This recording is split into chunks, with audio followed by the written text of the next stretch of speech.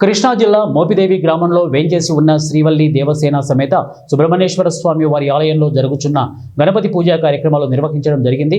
స్థానిక భక్తులు, ఆలయ సేవకులు ఈ పూజలో భాగంగా పాల్గొని గణనాయకుని ఆరాధనతో ఆధ్యాత్మిక ఆనందాన్ని పొందారు.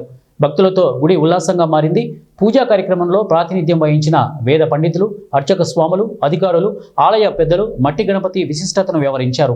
మట్టి గణపతి ప్రతిష్ఠించడం ద్వారా మన సాంప్రదాయాన్ని కొనసాగిస్తూ పర్యావరణ అనుకూలతను ప్రోత్సహిస్తున్నామని వారు తెలిపారు.